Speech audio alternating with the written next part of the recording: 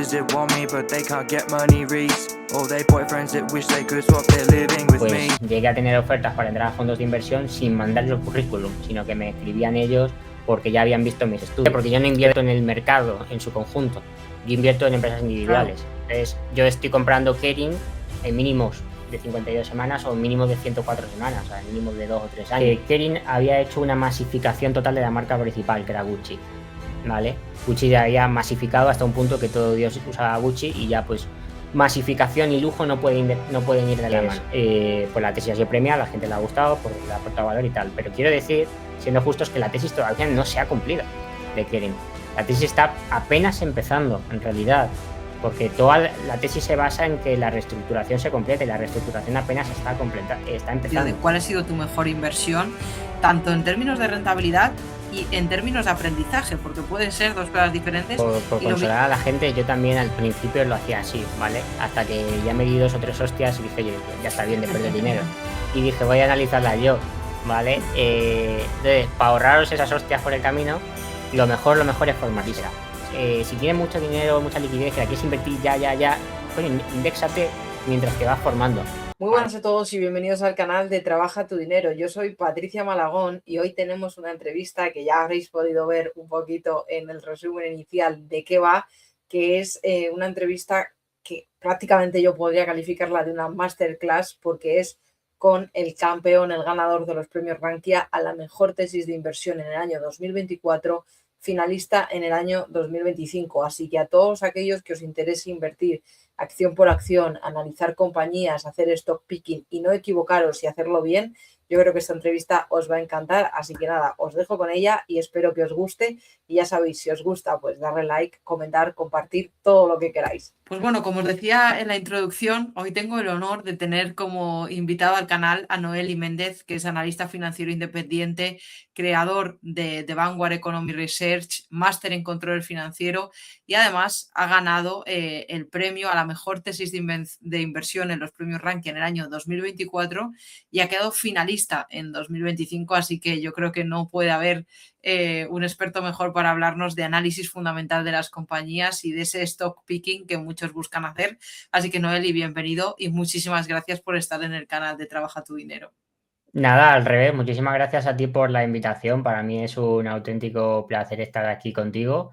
Y nada, lo que decías de experto, bueno, yo experto no me considero, y menos en este mundo donde estás en constante aprendizaje, la verdad. Pero la verdad que muy contento con el desempeño que hemos tenido en los últimos años, sobre todo pues teniendo en cuenta que, como tú dices, pues soy analista financiero independiente, que empecé por mi cuenta, que no he tenido el mismo camino típico que la mayoría de analistas, así que la verdad que contento con los resultados y nada, un placer de estar aquí hoy charlando contigo. Seguro que muchos que están viendo la entrevista quieren escucharte hablar de las tesis de inversión ganadoras y de cómo analizar acciones, pero yo antes de todo eso quiero que me cuentes un poco de dónde vienes, cuál es tu filosofía de inversión, porque como acabas de mencionar, no has seguido el camino típico de un analista financiero, así que pues, como se suele decir, el campo es tuyo. Cuéntanos un poco para que te conozcamos mejor. Sí, bueno, pues en cuanto a filosofía de inversión, pues mi filosofía de inversión es una filosofía un poco quality value, donde busco invertir en empresas de calidad, pero a un precio pues bastante atractivo, y con bastante atractivo me refiero a bastante porque yo busco rentabilidades anualizadas superiores al 15% para entrar en una posición, lo cual quiere decir que para entrar en empresas de calidad y a un precio lo suficientemente barato como para conseguir una rentabilidad del 15%, pues tienen que estar con un descuento considerable. ¿Cuándo se da ese descuento? Pues normalmente cuando esas compañías pasan por algún tipo de problema temporal, que puede estar pasando por una crisis interna, una reestructuración, una crisis general, una recesión, problemas con el lanzamiento de un producto, problemas de inventario, etcétera, ¿no? Entonces, cualquier problema que se dé, bueno, el mercado no le gustan mucho los problemas y suele ser el momento donde se da la oportunidad de entrar en ese tipo de compañías de calidad a un precio pues realmente atractivo, y es cuando yo lo suelo hacer. O sea, no me defino contrarian por naturaleza, que se dice mucho lo de contrarian, pero es cierto que inviertes en un momento donde el mercado, de hecho, le quita la etiqueta de empresa de calidad a esa compañía temporalmente mientras está pasando por esos problemas. Luego, cuando se soluciona todo, pues de repente todo el mundo se olvida, vuelve a ser una empresa de calidad, vuelve a su precio alto y tal, y aquí no ha pasado nada, ¿no? Pero claro, durante ese periodo donde iba mal, pues es cuando ahí intentamos entrar en esas compañías. Por lo cual, bueno, si hay que definirlo de alguna manera, sería eso, quality value un poco, ¿no? En cuanto a mi proceso, pues bueno, yo he hecho un camino, como decía, un poco diferente al de la mayoría. Yo, por ejemplo, no tenía carrera de inversión, no he hecho el camino habitual de sacas la carrera, máster y pasas a junior en un fondo y de ahí creces hasta ser analista senior. Vale, no tuve esa posibilidad, la verdad que no tuve la posibilidad de sacarme una carrera, pero no me la podía permitir. Sí que entré becado a una carrera no me acuerdo ya el año, pero fue a Derecho. Lo que pasa es que, bueno, la verdad que no encajé allí. Y bueno, en mi familia tengo mucha gente de Derecho, entonces me gustaba. Yo pensaba que el Derecho aquí en España iba a ser como el Derecho americano, que se estudia por jurisprudencia, se estudia en función de los casos. Y no, aquí el teórico es muy... estudiate las leyes, te las aprendes y ya está, ¿no? Entonces me pareció pues un aburrimiento y dije, oye, no me voy a tirar aquí 4 o 5 años viendo una cosa que no me gusta cuando lo que yo tengo muy claro es que quiero ser analista financiero. Entonces, ¿qué dije? Bueno, estuve hablando con gente del sector, estuve preguntando, oye, ¿qué puedo hacer para convertirme en analista, que es lo que yo quiero? Y me dijeron, pues la primera opción es sacarte la carrera, que es la habitual. Y yo dije, a ver, no me voy a meter 4 años y pico, aparte de hacer el sacrificio monetario de conseguir el dinero para sacarme la carrera, que no lo tenía, aparte es que yo sabía que iban a ser 4 o 5 años de perdidos, de que no poder hacer lo que a mí me gusta simplemente porque estaba estudiando un tema que luego no te sirve para mucho, pero bueno, Claro. te lo piden porque, bueno, es verdad que la carrera, por ejemplo, entre otras cosas, demuestra que tú tienes la capacidad de pues, dedicar mucho tiempo a aprendizaje y estudiar, aunque te guste o no te guste, ¿no? Pero bueno, es uno de los requisitos, uno de los valores que otorga un título, ¿no? De hecho dije, oye, ¿qué otras alternativas hay? Me dijeron, la verdad que pocas. Y entre la lluvia de ideas que hizo mi buen amigo Miguel y yo, pues se habló de, oye, ¿por qué no intentas entonces pues crearte pues una especie de blog donde vayas haciendo tus análisis, publicando tus análisis y usar esos mismos análisis como currículum un poco? Y de ahí nació el proyecto que originalmente se llamaba The Phoenix Investment, en 2000, creo que fue 2022 que se hizo público, salió ya hacía análisis desde el 2021, de 2020, en 2022 se hizo público porque ahí fue cuando me hice Twitter, me dijo, oye, hay mucha gente del mundo financiero que está en Twitter, si quieres entrar en el mundo tienes que irte para allá. Entonces en el 2022 me abrí la cuenta de Twitter, creo que fue, y creé, le puse el nombre, le puse lo de Phoenix Investment, que era el nombre original, y la idea era que mi página web fuera un currículum. Esa era todo el proyecto, ¿vale? Porque yo venía de ser, ¿cuál era mi currículum? Mi currículum es, pues he trabajado en el campo, en la obra, de teleoperador, militar, pero nada que ver con el mundo financiero. Entonces no podía poner eso mandar eso como currículum para entrar en un fondo como analista. Entonces dije, vale, pues creo la página web, ahí empecé a publicar mis primeros análisis. En realidad, los primeros no los publicaba allí, los primeros los publicaba en un grupo de WhatsApp que teníamos gente que habíamos hecho una formación, que éramos como 100 y pico, creamos un grupo donde nos juntamos, compartíamos ideas, hacíamos videollamadas y tal los fines de semana y allí pues presentábamos algunas tesis, hablábamos con algunos gestores que venían de invitados, etcétera. La verdad que tenemos el grupo sigue hoy por hoy muy saludable y ahí empezaron mis primeras tesis. Luego hice la parte pública, ¿no? Que fue cuando ya saqué el Twitter y hice una página web con su dominio y eso. Y ahí el tema, pues la verdad que la vida tenía mejores planes para mí, ¿no? Como se dice. Yo tenía un plan que era usar eso de currículum para entrar en un fondo de inversión y lo que resultó fue que a la gente le gustaban mis análisis, que encontraban valor en ello, que me daban buen feedback. Y con eso pues fui evolucionando y fui mejorando, por supuesto. Yo miro hoy mis análisis de los primeros y me dan vergüenza, ¿no? Pero bueno, creo que eso es lo correcto. Si, eso significa que se ha avanzado, que se ha crecido. Si me siguiesen pareciendo geniales los primeros análisis que hice, pues a lo mejor significaría que no ha habido mucho cambio. Y bueno, Y a la luego gente le gustó. creaste Vanguard, ¿no? Vanguard Economic Research. Claro, a la gente le gustó y tal, claro. y entonces dijo, oye, me voy a tomar un poco más en serio y ya creé la segunda página, que en realidad no fue Vanguard Economic Research, Vanguard Research fue la tercera. O sea, fíjate, porque la gente se preguntaba por qué cambió tanto de nombre y tiene que ver con el hecho de que para mí el nombre le da un poder a las cosas. Es una cosa muy personal, ¿vale? Entonces yo cada vez que inicio un proyecto, cada vez que cambio algo, le doy un nuevo nombre, ¿no? En esa época yo no le daba importancia al tema de las marcas y tal, porque era un tema súper personal y era currículum. Entonces, cuando cambié de pues una cosa para mí sola, que era The Phoenix Investment, a un proyecto un poco más público, ahí se creó Market Minds, Mentes de Mercado, que fue una página web que intenté desarrollar y que, bueno, la verdad que no salió muy bien el desarrollo de la web porque lo intenté hacer con un desarrollador, fue un bastante desastre, no funcionaba la cosa, entonces al final me la acabé haciendo yo y tuve que cambiarla por tercera vez y ahí pasó de Market Minds a Vanguard Economy Research, que es la que se conoce hoy. Y ahí ya pues es la página que se conoce hoy en día, que también la hice yo y donde ya me lo tomé más en serio, ya publicaba mis análisis en detalle, no solamente publicaba las tesis de inversión, sino también los estudios de inversión, que es todo el trabajo previo a la tesis, y lo empecé a compartir más, eso me abrió las puertas, pude hablar con gestores, intercambiar ideas, hasta el día de hoy que sigo haciéndolo, tengo grandes amigos en el sector, y llegó un punto donde, por suerte y gracias a Dios, pues esas tesis cogieron un valor por sí mismo suficiente, tal que incluso pues llegué a tener ofertas para entrar a fondos de inversión sin mandarles el currículum, sino que me escribían ellos porque ya habían visto mis estudios. Entonces cambió un poco el camino o el destino de lo que yo quería hacer y cómo he ido evolucionando, pero la verdad que estoy contento. Por eso digo que es un camino un poco diferente porque no es el típico camino de carrera, máster Claro. y entras a un fondo y ya está, sino que yo dije, oye, no tengo recursos ni tengo la alternativa a hacerme una carrera y máster y tal, no me podía pagar el camino fácil, que es sacarse el máster de la Escuela de Negocios, ¿no? De aquí de España, los máster buenos que valen 25 o 30 mil pavos, claro que eso te abre las puertas a cualquier sitio, pero no tenía ese dinero, ¿no? Entonces dije, oye, pues tengo que buscarme la vida y eso fue lo que hice.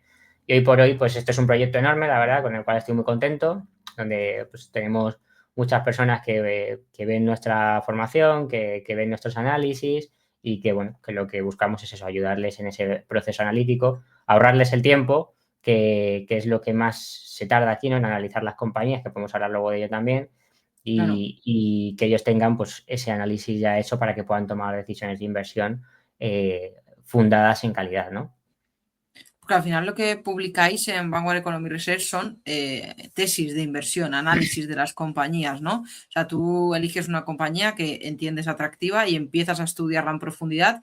¿Cuál es el proceso? ¿Cómo la eliges? Si te fijas por sectores, por regiones o cuáles son aquellas claves que primero te hacen fijarte en un nombre y después seguir todo ese proceso de estudio para aplicar esos análisis y esas tesis de inversión. Sí, aclaro dos cosas ahí para que la gente no se confunda, porque hay mucha gente que llega al research pensando que es otra cosa. Yo soy Vanguard Economy Research es un research, ¿vale? Por definición lo que hacemos es dar cobertura a empresas, ¿vale? Eso implica hacer todo un estudio de inversión, que ahora hablamos del proceso, la tesis de inversión y luego todo el seguimiento posterior, ¿vale? Claro. ¿Qué quiero decir con esto? Que no por ello siempre todas las tesis van a ser alcistas, ¿vale? Preliminarmente, yo cuando analizo una compañía, y aquí sí respondo a tu pregunta, yo analizo una compañía porque yo digo, oye, yo quiero ser accionista de esta compañía, que es lo que hacía Warren Buffett. Me gustaría ser socio de esta empresa, me gustaría formar parte de este negocio. ¿Por qué? Porque me gusta su modelo de negocio, porque me gusta su producto o lo que sea, ¿no? Es lo que exteriormente me gustaría ser socio de la empresa, compartir beneficios con ella, ¿sí? Ese es el principal motivo por el cual yo analizo una compañía. Ahora bien, ¿cuál va a ser el trabajo del análisis? Determinar si se dan todas las condiciones necesarias para que efectivamente pueda ser yo socio de esa compañía y obtener una buena rentabilidad. ¿Qué pasa muchas veces? Que cuando empiezas a analizarla te das cuenta que o bien el modelo no era tan claro como tú lo veías desde fuera, las líneas de negocio son mucho más diferentes, son mucho más cíclicas, los márgenes son peores de lo que tú esperabas, etcétera, o el equipo directivo no te gusta y entonces resulta que al final la tesis de inversión es bajista, ¿vale? Entonces lo digo para que la gente no piense que todos los estudios, cuando yo digo voy a iniciar un estudio del sector ferrocarriles, que estoy ahora, por ejemplo, no quiere decir que la tesis vaya a ser alcista. Yo no tengo ni idea cómo va a ser la tesis. Yo sé que yo me gustaría ser socio del sector del oligopolio de ferrocarriles de Norteamérica, ¿vale? Porque es un negocio oligopolístico con márgenes muy buenos y rentabilidad muy buena. Ahora bien, una vez lo empiezas a analizar, te puedes encontrar con una serie de problemas que yo acabo diciendo, pues fíjate, resulta que este es un sector para mí ininvertible. O bien porque el equipo directivo no me gusta, o porque el sector no me gusta, o porque está muy expuesto a la regulación y no me gusta nada lo que está muy expuesto al gobierno, etcétera, ¿vale? Pues hay muchas razones. Entonces, aclaro ese punto. Luego, tu pregunta era cuál era la razón por la cual yo hacía un análisis, que Sí, creo que te si la he te fijas, por respondido. ejemplo, primero en sectores, en regiones, algo que digas, como bien has Vale. dicho, quiero ser socio de esta empresa, ¿en qué es lo primero que te llama la atención? Y luego, ¿qué proceso sigues? ¿Cuánto tiempo te lleva? Todas esas cosas así más técnicas que puedan poner un poco de luz y en valor todo ese trabajo que hacéis. Sí, no hay problema. Yo no miro por sectores, ni por países, ni nada, ¿vale? Eso yo lo aclaro. No miro a nivel macro, yo miro a nivel micro, ¿vale? Me gusta un modelo de negocio y quiero formar parte de ese modelo de negocio, ¿vale? Entonces, me gusta la marca Nike, me gusta el modelo de venta de calzado y ropa deportiva, pues me gusta la empresa Nike. Vamos a ver si me interesa Nike o a lo mejor la que me interesa es Adidas o Onon o cualquier otra, ¿no? Me gusta el Claro. modelo de negocio.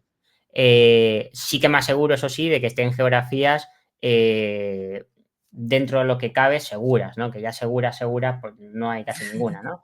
Pero ya hoy por hoy hay mucho intervencionismo en todos los lados, ¿no? Pero en general solamente invierto en Europa, Estados Unidos, países en general, pues con una política no intervencionista o no masivamente intervencionista. Insisto, otra vez entre comillas, porque bueno, ya vemos como Claro. Trump es lo más intervencionista que hay, ¿no? Y aquí en la Unión Europea no, ni hablemos, ¿vale? Pero no invierto, por ejemplo, en Japón, Indonesia, no invierto en China por el tema de que veo cierta inseguridad jurídica, ¿vale? Entonces, fuera de país, que lo único que me fijo es en eso, yo me voy al modelo de negocio, ¿vale? Y ver si me interesa o no. Ahí el proceso de análisis es bastante completo, ¿vale? Para que os hagáis una idea, en promedio yo tardo unas 80 horas de análisis por compañía, ¿vale? ¿Qué se hace en todo ese proceso? Primero se hace todo el filtrado preliminar. En el filtrado preliminar lo que se evalúa son principalmente 7 bloques, ¿vale? El primer bloque o bloque cero, que es básicamente ver qué hace la compañía que vende, bajo qué marcas lo hace, cómo gana dinero y cuáles son los KPIs principales que tiene. Esto es básicamente para responder a la pregunta de, oye, ¿entiendo el modelo de negocio o no lo entiendo? Porque si no lo entiendo, no pasa nada. Hay 50.000 empresas cotizadas, me puedo ir a otra empresa. Claro. No tengo que invertir en ASML sí o sí porque es un monopolio. Si no entiendo absolutamente ni idea de cómo funciona el modelo de negocio de ASML, ¿por qué me voy a meter ahí? Si no entiendo cómo funciona el negocio de los chips, ¿por qué me voy a meter ahí? ¿Porque todo el mundo está ahí? Pues no, hay otros 50.000 empresas y 10.000 sectores diferentes y no tengo que meterme en las mismas compañías que está todo el mundo, ¿vale? Entonces, me toca asegurar que yo entienda el modelo de negocio, ¿vale? Cuando me refiero a entenderlo, me refiero a que pueda modelarlo en el futuro, porque entenderlo es fácil entender prácticamente cualquier modelo, ¿no?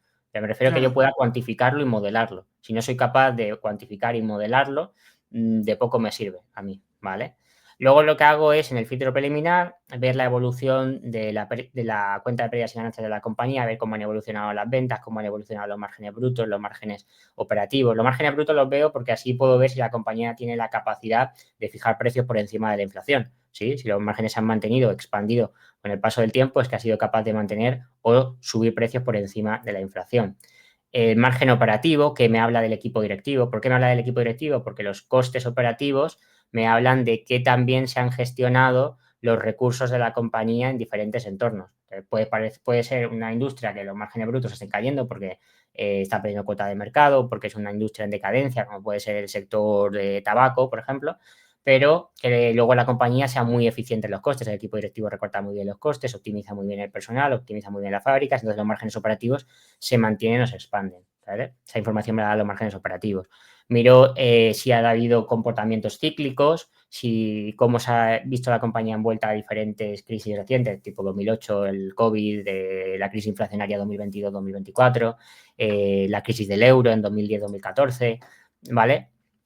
Trato de ver la resiliencia de la compañía, todo eso lo miro en la cuenta de resultados. Luego miro las estimaciones de analistas. ¿Por qué las miro? No porque vaya a valorar en base a esas estimaciones, sino porque quiero saber hacia dónde apunta el barco.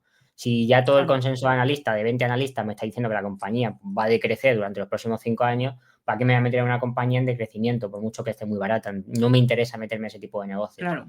Sí, que luego yo ya haré mi trabajo de hacer mis estimaciones y tal, pero claro, no puedo analizar las 50.000 compañías que hay. Entonces, si yo ya veo que todo apunta a que es una compañía que está en decadencia, ¿por qué me voy a perder el tiempo metiéndome allí? ¿vale? Entonces, en cambio, si veo que es una compañía pues, que tiene estimaciones de crecimiento de ingresos del 5 o 6%, que son crecimientos maduros, ¿no? Pero que los beneficios van a crecer a doble dígito, es decir, está expandiendo márgenes, está haciendo recompra de acciones, hostia, pues ya pues, me interesa el negocio, ¿no? Es un negocio que oye, pues puede tener sentido analizarlo porque hay crecimiento y hay rentabilidad futura, ¿vale? Luego miro que la valoración actual tenga cierto descuento frente a su media histórica y frente a la competencia, ¿vale? Aquí, cuidado, hago una valoración normalizada. ¿Qué quiero decir con esto? Se analiza, por ejemplo, Kering. Kering cambió su modelo de negocio completamente de lo que era en el año 2000 a lo que fue después del 2017. Previo al año 2017 era un conglomerado que tenía empresas de electricidad, empresas de calzado, tenía empresas de consumo y luego tenían las marcas de lujo, por otro lado. A partir de 2000 hasta el 2017 fue vendiendo esos negocios y de 2017 para adelante era una empresa solo de marcas de lujo, ¿no? De marcas de lujo aspiracional, principalmente. Entonces, no puedo coger cuál era el múltiplo de Kering del año 2000 al 2017 porque no me importa. ¿Por qué? Porque esa compañía ya no existe. Entonces, hay mucha gente que coge toda la media de la valoración entre el año 2000 hasta la actualidad y dice, pues está con descuento sobre su valoración histórica o al revés, o está muy cara frente a su valoración histórica. No, perdona, pero es que del 2000 al 2017 estamos hablando de otra empresa, no tiene nada que ver. Claro. Tendrás que compararlo con su media histórica, con el modelo actual, que es de 2017 para acá, ¿no? Entonces, eso lo tienes que hacer para cualquier compañía que estés viendo y eso sí lo aconsejo porque hay mucha gente que he visto que no lo hace y ahí puedes tener error y pensar, oye, pues que está súper barata la compañía y en verdad no, o al revés, que está súper cara la compañía y en verdad no, ¿vale? Entonces, ahí simplemente hago la comparación del Price Free Cash Flow, del Enterprise Value EBIT y del PER de la compañía frente a su media histórica normalizada para, como digo, entender si hay cierto descuento que me da un margen de seguridad. Luego evalúo las métricas de calidad. La métrica de calidad es el retorno sobre el capital, que para mí es lo más importante porque yo valoro por retorno sobre el capital. ¿Qué es esto? ROE, ROIC y ROCE, ¿vale? Quiero saber si la compañía está creando o no está creando valor. Si no está creando valor, ¿cuándo es? Pues cuando el ROE, ROIC o ROCE es inferior ¿a qué? Al coste del capital, ¿vale? Si es inferior al coste del capital, implica que la compañía no está siendo capaz de crear valor, por lo cual no me interesa. Ya puede estar todo lo demás perfecto, que si el retorno sobre el capital es inferior al coste del capital, está destruyendo valor y ya no me interesa la compañía, ¿vale? Y luego miro también todo el tema de la salud financiera de la compañía, ¿vale? Ahí entro en el balance, a ver sobre todo ratios de deuda neta EBITDA, a ver la proporción de intangibles, cuidado con eso, que hay mucha gente que no se fija, y los intangibles muchas veces pesan demasiado en el balance y tienen mucho más riesgo que los activos tangibles. Reviso el fondo de maniobra, reviso el working capital, que son cosas fundamentales para mí a vigilar, para ver si la compañía es intensiva o no es intensiva en capital.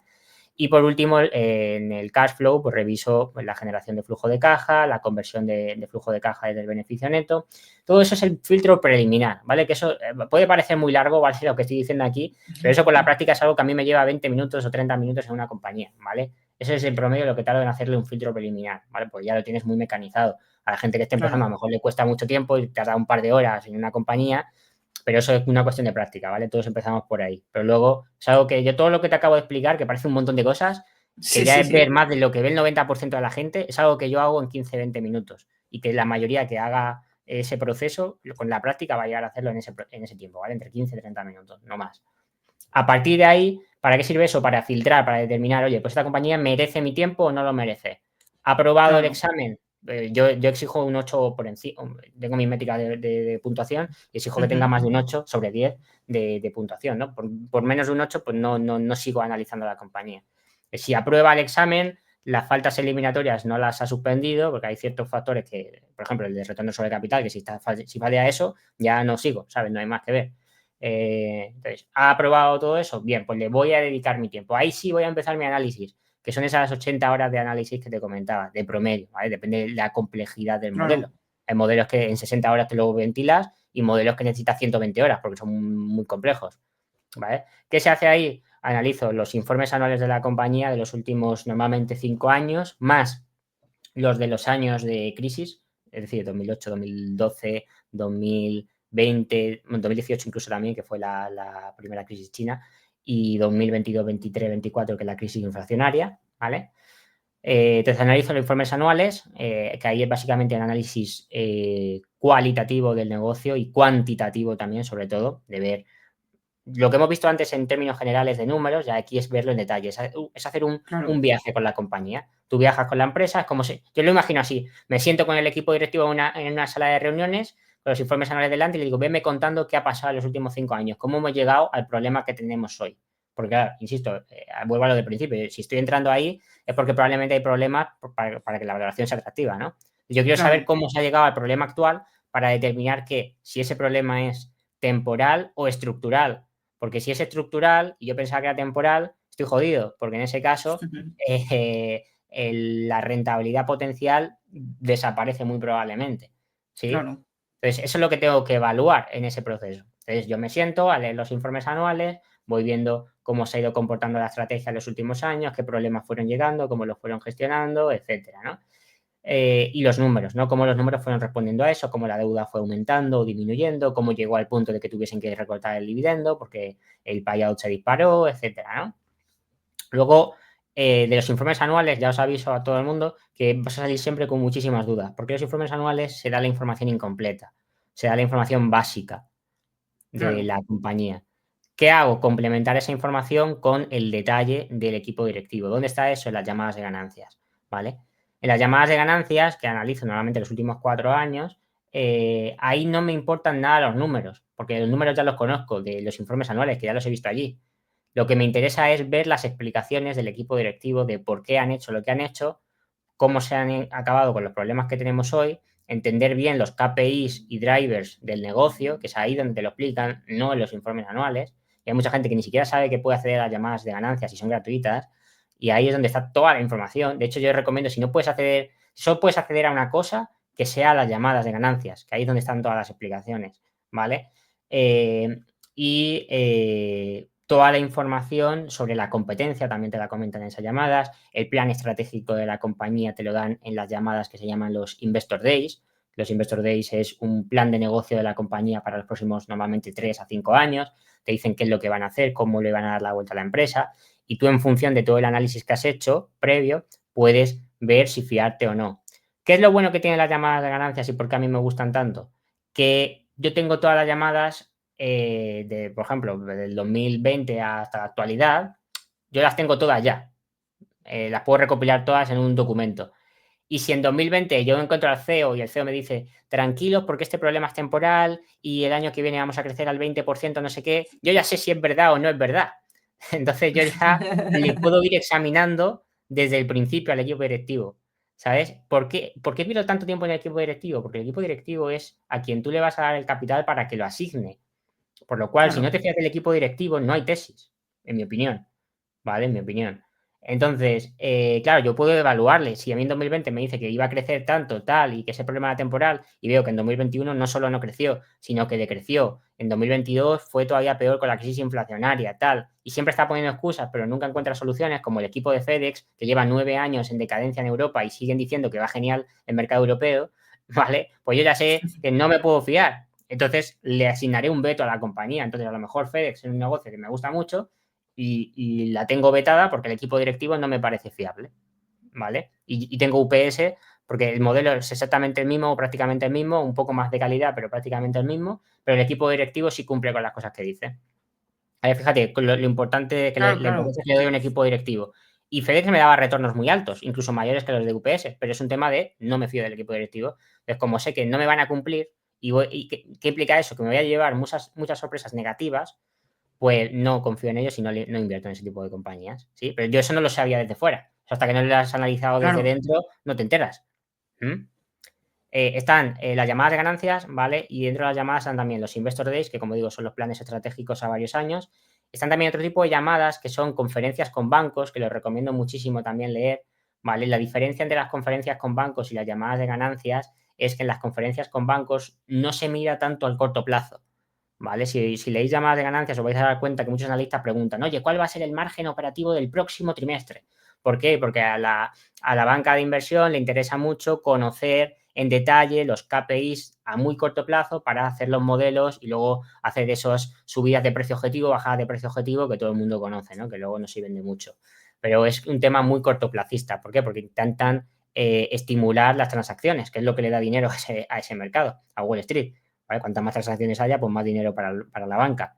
En cambio, en las conferencias con bancos, ¿vale? En las llamadas de ganancias ahí puede preguntar 100.000 analistas, ¿vale? Ahí se conecta todo el mundo que quiera.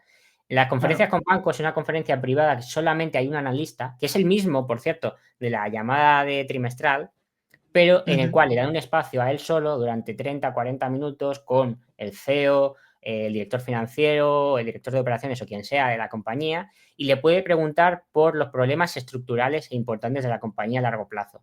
Oye, ¿qué es lo que está pasando con los sindicatos? Que tenéis ahí un problema estancado de hace ya 3 años con el sindicato que no sois capaces de resolver y estáis con una huelga y tal. ¿Qué es lo que está pasando con el mercado europeo que lleva en declive 9 años? Le preguntaban a Fedix, por ejemplo. ¿Qué es lo que está pasando con la cadena de suministro que está estancada? ¿Cómo lo vais a resolver? ¿Cuál es el plan para dentro de 3, 5 años que esto se quede resuelto? Y ahí puedes entender bien cuál es el plan a largo plazo de la compañía en un ambiente muy, muy diferente. Entonces, recomiendo mucho esas conferencias con bancos que también están disponibles, ¿vale? No tenéis por qué escucharlas, que escucharlas se tarda 1 hora, normalmente cada llamada de ganancias o conferencia, que duran 1 hora aproximadamente. Podéis hacer como yo, que es leerlas. Leéis la transcripción. Yo leo mucho más rápido que escucho, entonces yo me leo las llamadas en 20, 25 minutos cada una versus 1 hora que dura el audio. Entonces, pues, podéis ahorrar ahí mucho tiempo. Siempre se puede encontrar formas de eficientarlo, incluso con la inteligencia artificial podéis eficientarlo un poco más, pero ese es el trabajo. Y luego todo lo que hago eso es lo que yo llamo estudio preliminar, ¿vale? Que también lo publico. Publico un documento que normalmente son por 1.200 o 1.300 páginas, pero no es porque haya 1.300 páginas escritas mías, es porque están ahí todos los documentos recopilados y los doy en un solo PDF con mis notas al margen de todo lo que yo voy analizando, para que se vea cómo llego a las conclusiones de la tesis de inversión.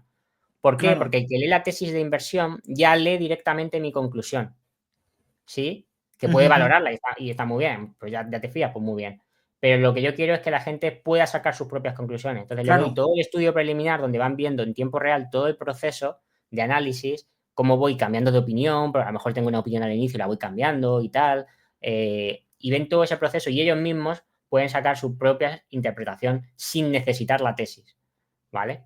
¿La tesis qué es? La tesis ya no es más que recopilar todo el análisis que yo he hecho en el estudio preliminar, ordenar todas esas ideas que hay en mi cabeza en un solo documento estructurado y llevar todo eso a un modelo de valoración.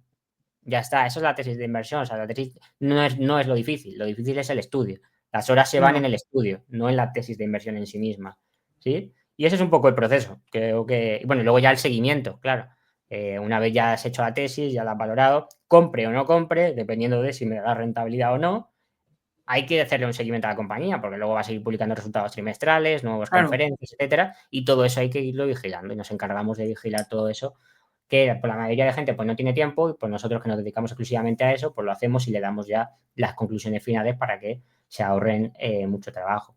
Para que se hagan una idea y doy cifras generales, porque la gente está acostumbrada a tesis muy cortas de 10-15 minutos y eso no es lo que hacemos aquí, para que nadie entre engañado, me lo digo. Aquí las tesis, un estudio son 80 horas y nosotros lo simplificamos o lo dejamos en un estudio más tesis de inversión final que en aproximadamente entre 4 y 6 horas se puede leer, ¿vale? No menos, ya os aviso. ¿Por qué? Porque la idea es que conozcáis en profundidad la compañía. ¿Por qué se hace todo esto?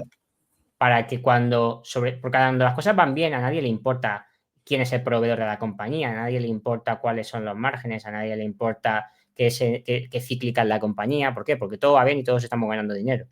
Pero cuando te viene en abril con los aranceles y te cae todo, la compañía está cayéndote un 40% y no tienes absolutamente ni idea en qué narices has metido el dinero, ni sabes cómo le afectan los aranceles, ni sabes cómo le afecta la inflación, ni sabes cómo le afecta la presión de la cadena de suministro, ahí es cuando de repente dices, guau, es que me encantaría saber todo de la compañía. Y claro, pierdes todo el tiempo en ese momento que hay problemas a intentar ver qué pasa, cuando en esos momentos, que suelen ser breves, es cuando hay que aprovechar para comprar con fuerza, no para ponerse ahí a ver qué es lo que pasa. Tú tienes que haberlo visto previamente, ¿sí? Entonces hay mucha gente, claro, estamos en un mercado alcista y dice, no, ¿para qué miras tantas cosas? Si total, con ver que un poco todo vaya bien, te sirve. Digo, sí, bueno, eso te sirve mientras el mercado sea alcista.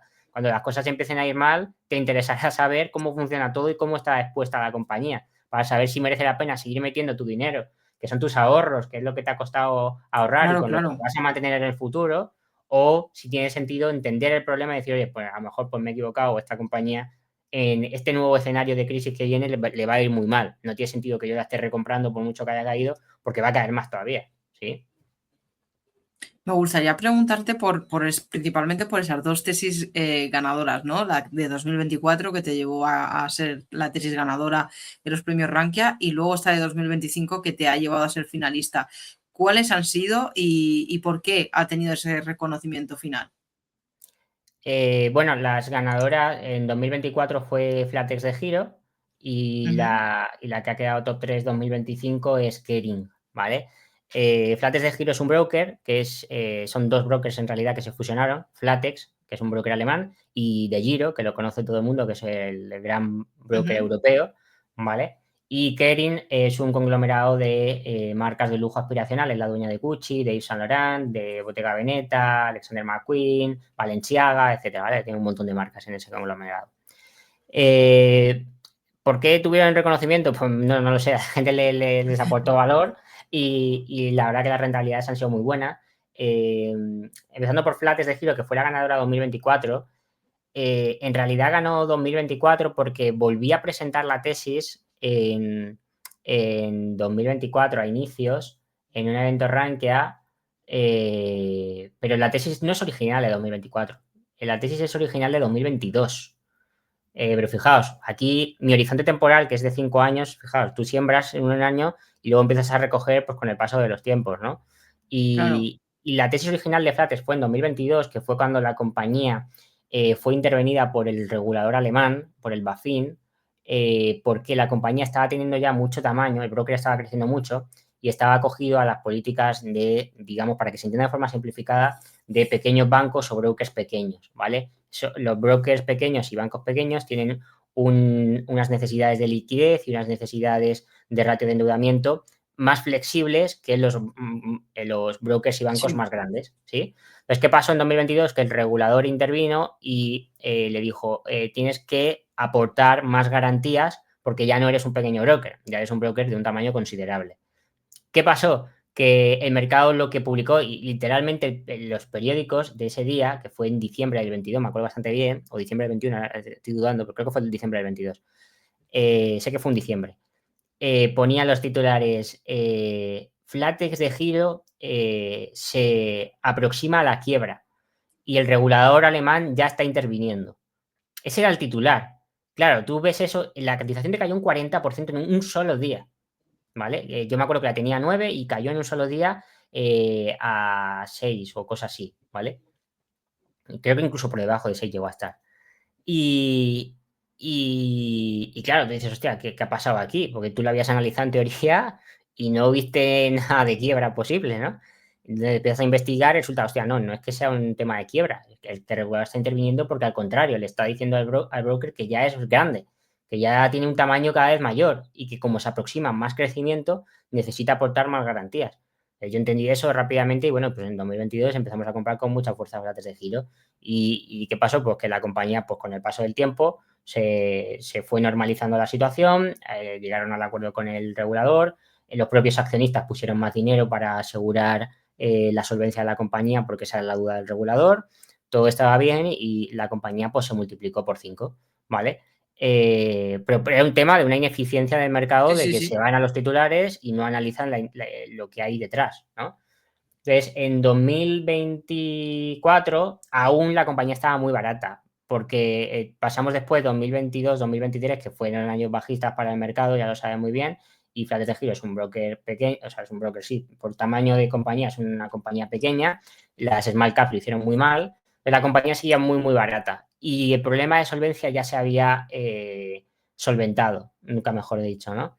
Entonces, lo que dije, oye, pues, coño, sigue a 10, 11 la compañía, es una compañía que estamos valorando en 20-25 y vamos a presentar la tesis otra vez, ya con la actualización de lo que estaba sucediendo. Entonces, volvimos a presentar la tesis y justo digo que en 2024 el mercado empezó a mirarlo.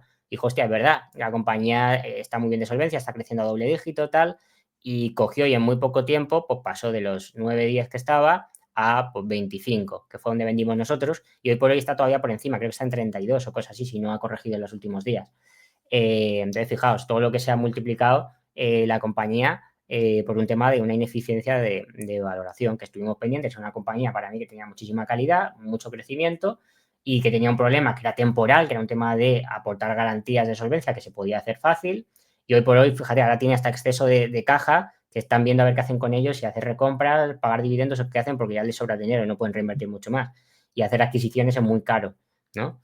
Claro. Han habido más problemas, claro, también cambiaron al equipo directivo, que eso también provocó mucho miedo, se fueron 2 CEOs, entró un tercero, el director financiero también se fue, hubo ahí un follón, hubo una guerra contra el principal accionista, hubo una lucha interna de poderes, que también eso genera muchísimo pánico, mientras el negocio pues seguía estupendamente bien y lo aprovechamos, ¿vale? Esa fue la tesis de Flates de Giro y que ha ido muy bien. Hoy por hoy, y lo aclaro, yo ya no llevo Flates de Giro, para mí ya está cara, y lo digo también, para que la gente lo tenga también presente.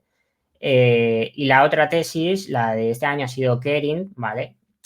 Siempre ganan las tesis con un año de retraso.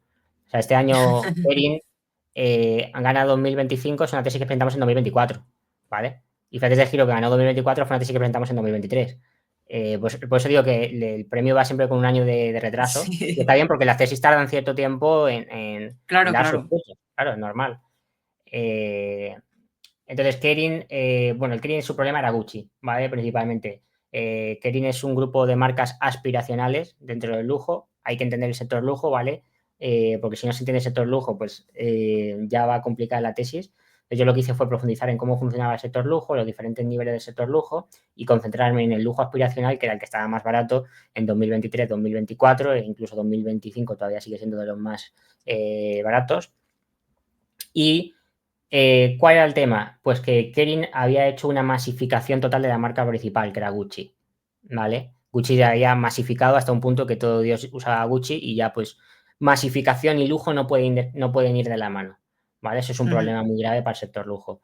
Entonces, le dio al dueño de la compañía, el principal accionista y también director ejecutivo, ya no, gracias a Dios, ya no es director ejecutivo, separaron los roles. Y esto lo comentamos en la tesis, que tenía todo el sentido separarlos y al final lo acabaron haciendo este año, por primera vez lo han hecho. Y este hombre dijo, joder, la principal marca del grupo, que depende de ella el 70% del beneficio de todo el conglomerado, que es Gucci, se está deteriorando el poder de marca, porque se está haciendo muy masiva. Entonces lo que hicieron fue, de repente, decir, vamos a elevar el posicionamiento de nuestra marca. ¿Qué implica elevar el posicionamiento de nuestra marca? Implica pues, hacer productos de mayor calidad, subir el precio drásticamente y hacerlo menos accesible, eliminar descuentos, etcétera, ¿vale? Sobre el papel eso es la hostia, porque claro, eso implica mayor calidad, mayor poder de marca, mayor resiliencia en crisis, mayor poder de fijación de precio, todo genial. ¿Cuál es el problema que tiene eso? ¿Y qué fue lo que no evaluaron? Que el 70%, 75% del comprador de Gucci no es un rico, es clase media. Por eso el lujo aspiracional. ¿Qué pasa con la clase media? Primero, que no le puede subir los precios de forma tan agresiva. Segundo, que encima hicieron esa estrategia en pleno 2022 con crisis de consumo. Y tercero, que lo que más tenía Gucci como marca identificativa era el tema de la ostentación. Es una marca que históricamente todo el mundo la reconoce por sus patrones, es muy ostentosa, muchos colores, tal, los logos gigantes, etcétera, ¿no? Entonces, una marca que la gente, la clase media usaba para decir, oye, me va bien en la vida, mira, llevo aquí mi camiseta que pone Gucci aquí en gigante, ¿sabes? Y mi bolso aquí con su patrón de Gucci tal por todos los lados, ¿no? Y mi gorra tal. Para eso se usaba Gucci. Es aspiracionales para Sí, eso, sí. ¿no? Para demostrar que te va bien en la vida, básicamente, es lo que para que lo usaba. Pero ¿quién es el cliente? De la clase media. Entonces, cuando hicieron eso de elevar la marca, ¿qué hicieron?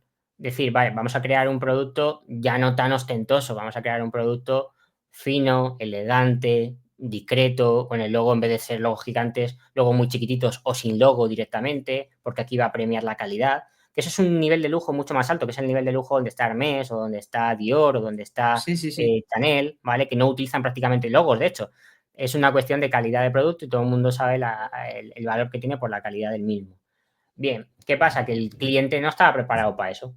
Y el cliente vio que le quitaban su logo, le quitaban su ostentación y tal, Y las ventas de Gucci pues empezaron a caer un 25% en 2023, otro 25% sobre el 25% anterior en 2024 y otro 25% sobre los 25% anterior en 2025. Por lo cual llevan declive estructural muy, muy fuerte la marca. Han hecho 2 cambios de director creativo. Ese fue otro golpe grande porque ellos tenían a el mejor director creativo de la industria, que era Alessandro Michel, un súper reconocido en el sector lujo, todo el mundo le quería.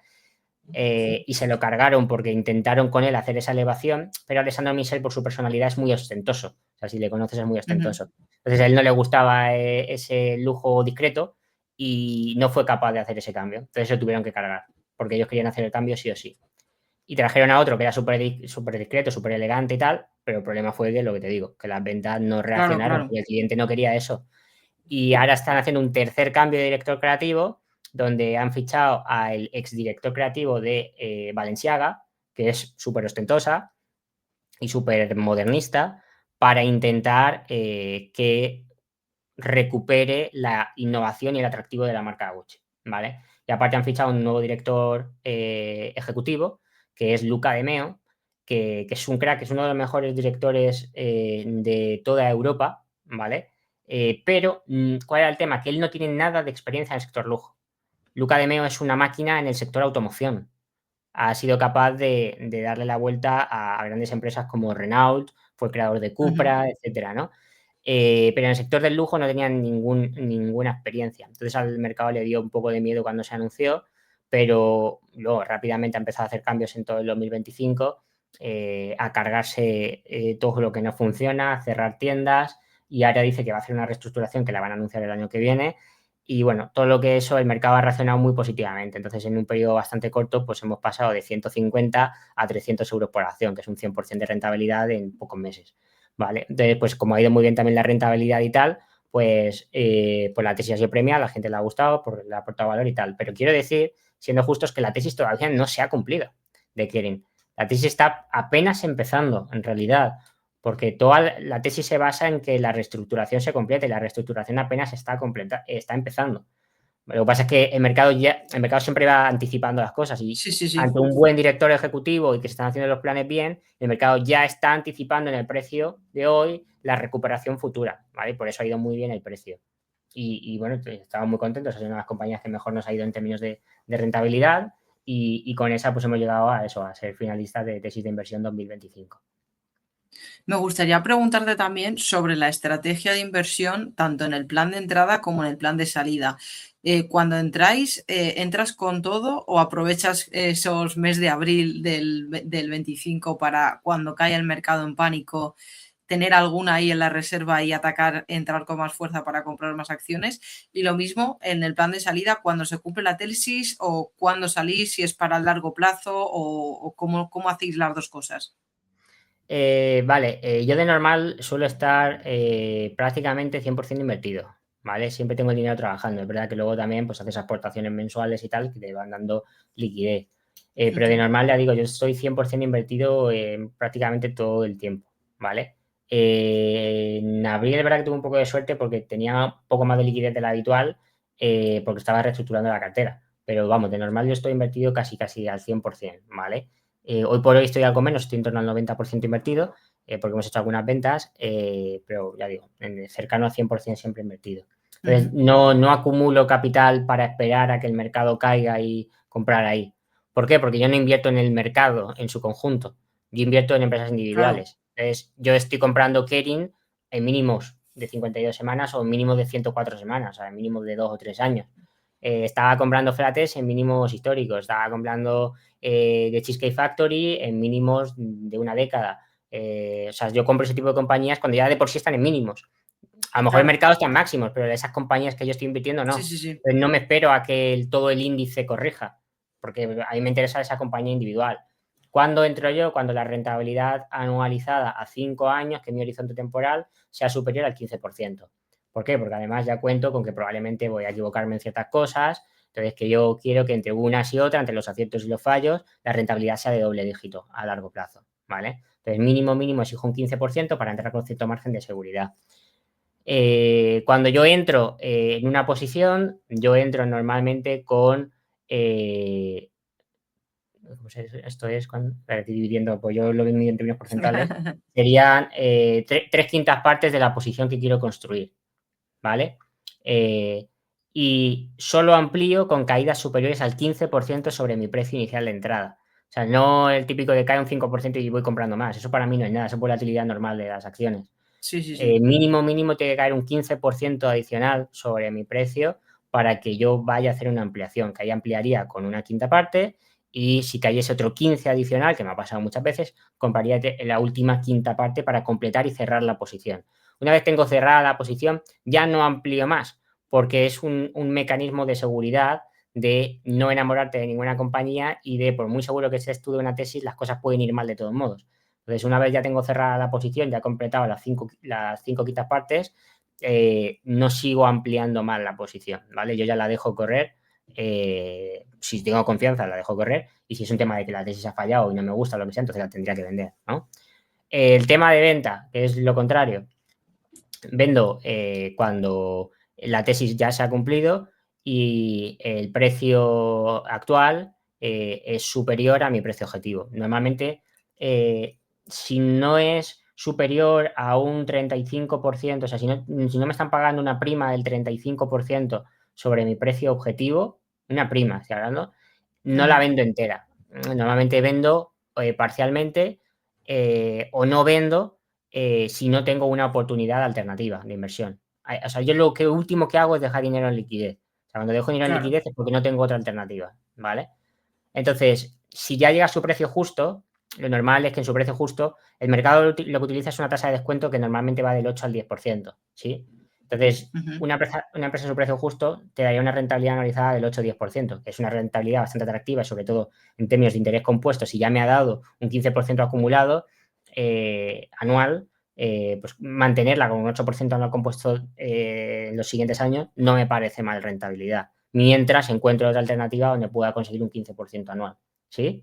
Claro. Entonces, solo vendo ya de vender todo si me están pagando una prima sobre mi precio objetivo de eso, de en torno al 35%. 35% es porque si yo calculo cuánto sería el coste fiscal de la venta que tengo que pagar impuestos si vendes, para que me compense vender y pagar impuestos necesito una prima que sea cercana a eso, en torno al 30-35%, ¿vale? Por eso nada más. Opción 2, que el precio objetivo se ha alcanzado mucho más pronto de lo proyectado. Por ejemplo, ha pasado con Kering, que nuestro precio objetivo pues, se ha alcanzado pues, 4 años antes de lo que teníamos proyectado. Teníamos proyectado por 5 años y se ha alcanzado en 1. Pues hostia, pues si ya me han dado toda la rentabilidad que esperaba para 5 años en 1 y no ha cambiado mi tesis, mis proyecciones siguen siendo las mismas, el precio objetivo sigue siendo el mismo, pues si la rentabilidad que me da ahora desde estos precios pues es cercana al 0%, pues voy a liquidar buena parte de la posición y distribuirla, ¿sí? A lo mejor no la liquidas entera porque además, como justo está empezando la reestructuración, no la he querido liquidar entera y pues están dando los pasos adecuados para que probablemente se dé un escenario mejor del que yo tengo proyectado, ¿no? Pero liquidas la mayor parte. Y luego también puedo vender porque haya perdido confianza en el equipo directivo. Esa suele ser el principal motivo de venta, que ya no confíe en el equipo directivo y que haya cambiado la tesis de inversión. ¿Cuándo cambia la tesis de inversión? Pues, por ejemplo, si hay una fusión con otra compañía, entonces cambia ya el modelo de negocio o aumentan drásticamente los riesgos. Cuando hay una crisis nueva de un producto, de un lanzamiento o de lo que sea que no estaba contemplado en la tesis y que te cambia todo el modelo, las tesis no son estáticas, tu modelo no es estático, tú lo vas adaptando cada trimestre, cada semestre conforme va saliendo nueva información. Entonces, si yo voy actualizando la información y con los nuevos datos la rentabilidad esperada pues ya no es ni el 15% que buscaba y además es negativa, pues la liquido, no me la voy a quedar, ¿vale? Y eso suelen ser las razones de venta. O sea, yo no compro para mantener a perpetuidad como hace mucha gente, la verdad. No, quería preguntarte, ¿cuántas acciones sueles tener en cartera para valorar la diversificación y tener ese riesgo más o menos controlado? Sí, mira, ahora mismo tengo 15, si no me equivoco, 15 empresas en cartera. Yo de normal nunca he tenido más de 20 empresas en mi cartera. De hecho, yo creo que para un inversor particular tener más de 20 empresas en cartera es extremadamente difícil de seguir. Porque tienes que hacer el seguimiento de todas esas 20 o 30 o 40 empresas, ¿no? Para mí lo sano donde tienes una diversificación lo suficientemente alta, porque la diversificación te la da realmente el conocimiento de la compañía, el saber lo que estás haciendo y dónde estás invirtiendo. Claro. Es para mí lo que más te da diversificación, más que el número de compañías que tengas. Con 10, 15 compañías se puede tener una diversificación muy alta y, de hecho, mejores ejemplos podemos tener a los mejores inversores del mundo que realmente están muy, muy concentrados en sus primeras 5 o 10 posiciones. Si miras a Warren Buffett mismamente, que tiene un montón de posiciones, pero en verdad casi toda su cartera son las primeras 8. Todo lo demás es ridículo en términos de porcentaje.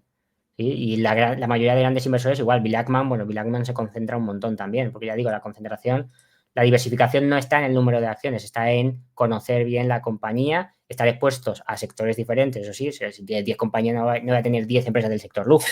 Hostia, pues entonces no estoy diversificando nada. Claro. Sigo todo concentrado en el sector lujo. Si el sector lujo le da mal los próximos 5 años, mi cartera va a ir fatal. Entonces, si pues, tienes 10 compañías, pues intentas ponerte a 8 o 10 sectores. A lo mejor yo tengo 15 compañías, pero estoy expuesto solamente a 10 sectores. Las otras 5 son una diversificación dentro de ese mismo sector. Por ejemplo, en el sector de ascensores llevo a Coney o a Otis. Las dos son exactamente la misma tesis. Lo que pasa es que como el modelo es el mismo, la rentabilidad es muy, muy parecida de las dos a 5 años vistas, donde yo quiero estar expuesto es al sector de ascensores, que es un sector de mantenimiento ultra resiliente, no está expuesto al sector de la inteligencia artificial, por lo cual eso es lo que a mí me gusta más sobre todo, crecimientos de doble dígito, etcétera. Pues si las dos tienen la misma rentabilidad potencial, ¿por qué voy a llevar solo una y tenga problemas extra? Pues llevo las dos, divido la posición en dos y ya está. Pero es el mismo sector, la misma, para mí son una sola, ¿sí?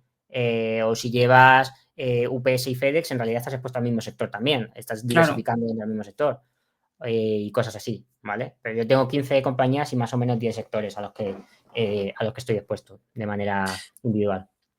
Me gustaría preguntarte también por la estrategia del inversor minorista, en el sentido de que hay muchos, tú lo sabrás, que estás en Twitter además, que invierten un poco con unos conocimientos muchísimo más bajos que los que haces tú, incluso invierten a lo mejor por un hilo de Twitter que hablan de Nike en 10 tweets y con 4 cosas. Entonces, al inversor minorista que tenga unos conocimientos bajos o medio bajos, ¿qué les recomendaría si quiere empezar a invertir acción por acción para evitar este tipo de errores que, por desgracia, hay muchos de gente que invierte de oídas? Ay, es que he escuchado que ha caído mucho Novo Nordisk, que pasó hace poco, o United Health, que además entró después Warren Buffett, pero cayó mucho en bolsa por ciertos problemas, y la gente invierte un poco por esos impulsos, pero no por esos fundamentales que hoy hemos visto en esta entrevista. Sí, mira, bueno, lo primero por consolar a la gente, yo también al principio lo hacía así, ¿vale? Hasta que ya me di 2 o 3 hostias y dije, oye, ya está bien de perder dinero. Y dije, voy a analizarla yo, ¿vale? Entonces, para ahorraros esas hostias por el camino, lo mejor es formarse. Lo mejor es formarse. Y hoy en día hay formación gratuita en todos lados. De hecho, nosotros mismos sacamos una formación gratuita que es el curso avanzado de análisis y valoración de empresas desde cero, que lo sacamos en YouTube, creo que son 36 clases, hay como unas 72 horas de clase, 100% gratuitas, donde yo explico todo lo que estoy diciendo a ti hoy, pero en forma detallada, ya digo, son 76 horas explicándolo todo, viendo ejemplos reales y tal, y está totalmente gratuito, no hay una versión de pago posterior, no hay nada, o sea, no estoy tratando de venderos nada. Lo saqué precisamente para gente como la que estás describiendo tú, porque ya hay mucha gente que no estaba registrada en mi research e invertía solo por lo que yo ponía en un tweet. Entonces yo dije, esto es un desastre, porque aquí va a haber mucha gente que va a perder dinero y no, porque no saben qué está invirtiendo.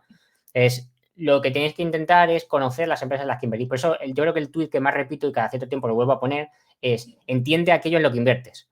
Y lo pongo una y otra vez porque la mayoría de gente yo sé que hace lo que dices tú. Es que la gente piensa que eso lo hace poca gente, pero es que lo hace la mayoría de la gente, ese es el problema. Sí.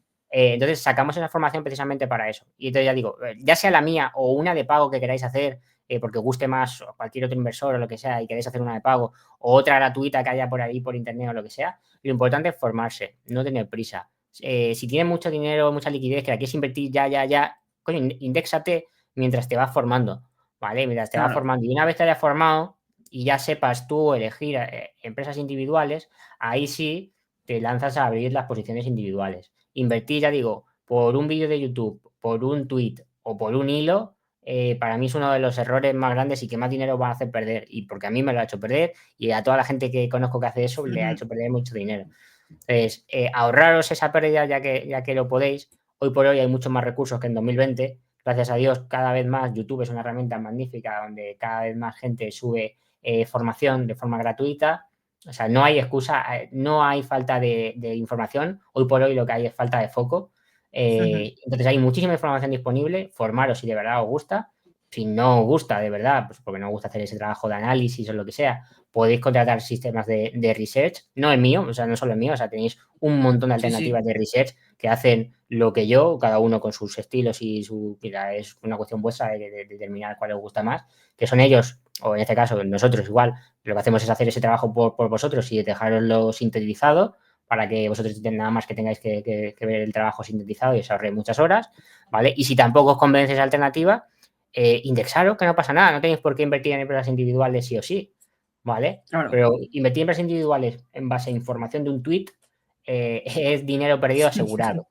Y peor si te sale bien, porque a la próxima vas a invertir más y va a llegar la hostia, eso es inevitable.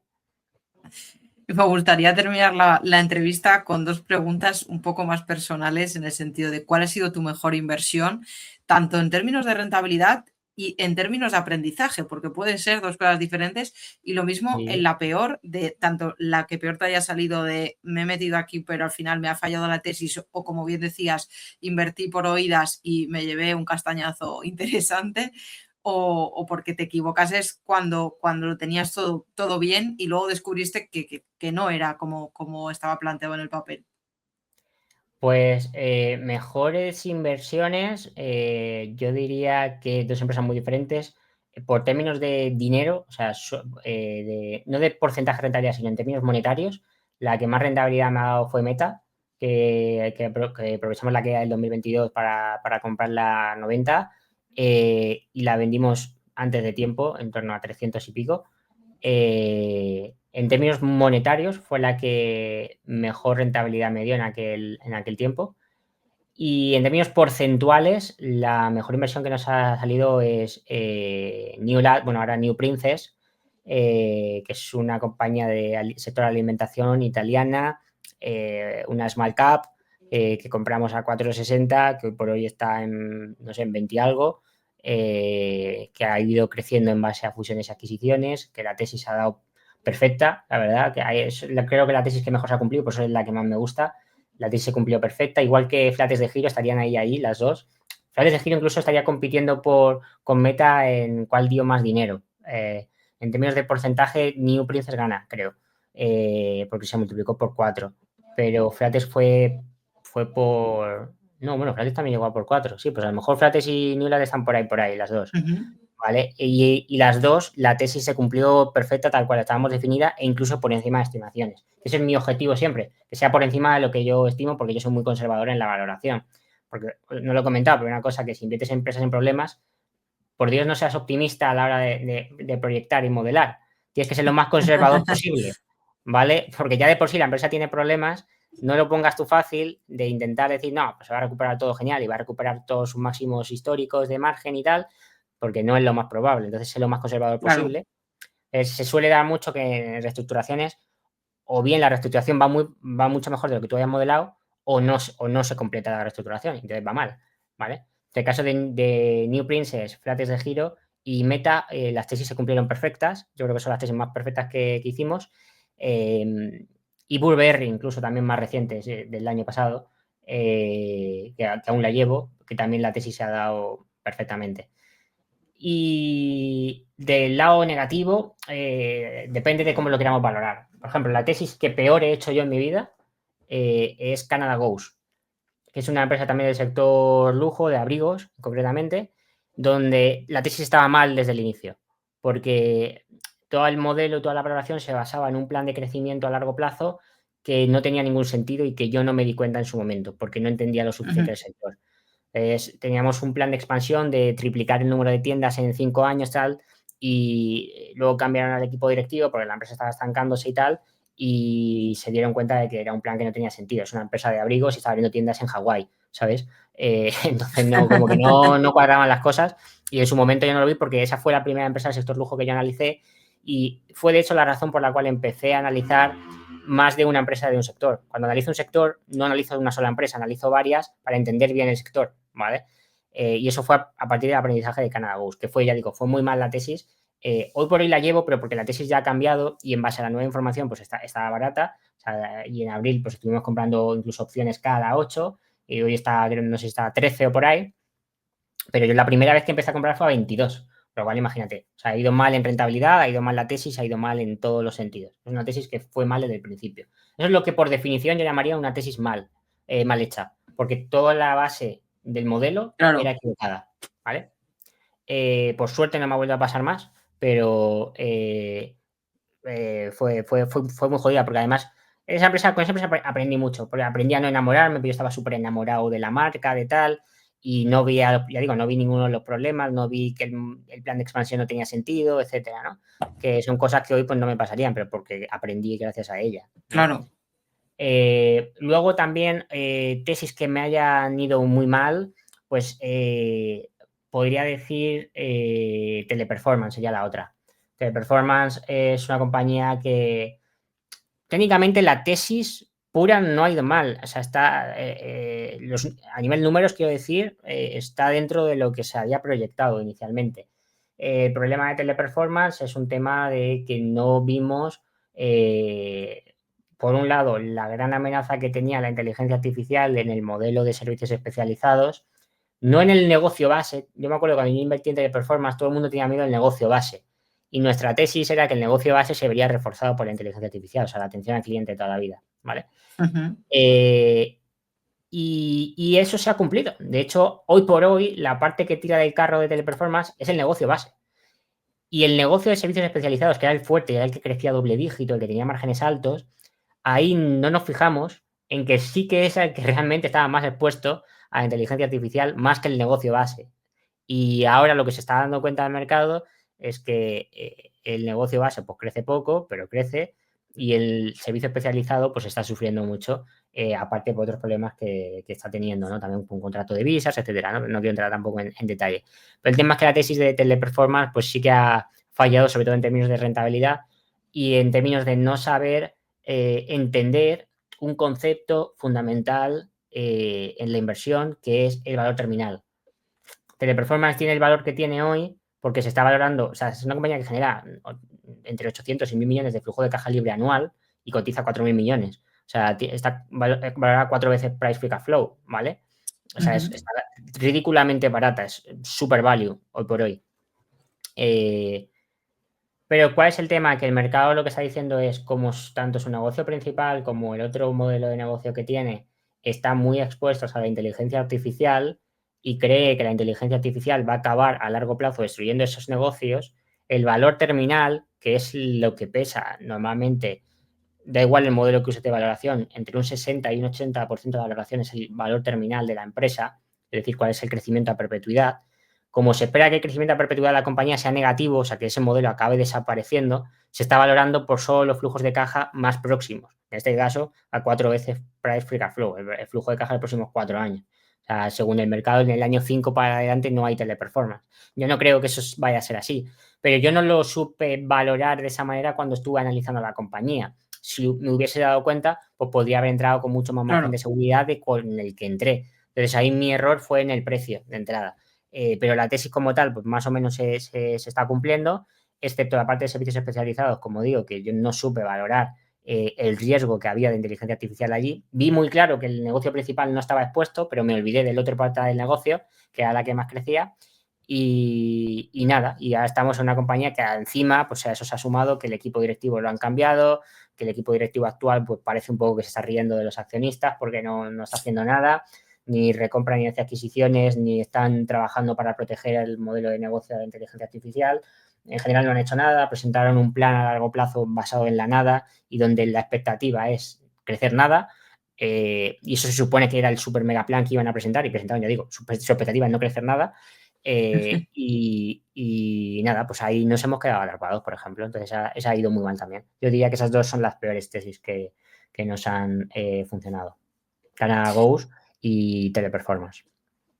Y ya para terminar la entrevista, lo último que te pido para todos los que se han quedado viendo y aprendiendo todo lo que has ido mencionando, que yo he aprendido también un montón, algún consejo, recomendación, puede ser un libro, un curso, como decías, algún vídeo, algún canal, lo que sea, que ayude a la gente a entender mejor las inversiones e invertir con más cabeza, porque es verdad que parece que cuando vamos a comprar un televisor miramos las reseñas de todo y comparamos todo, y sin embargo cuando vamos a invertir es como, me ha dicho, he leído que esto va a subir mucho y me paro ahí y invierto y ya está, ¿no? Entonces, no sé, algún consejo para que no caigamos repetidamente en hacer ese tipo de cosas.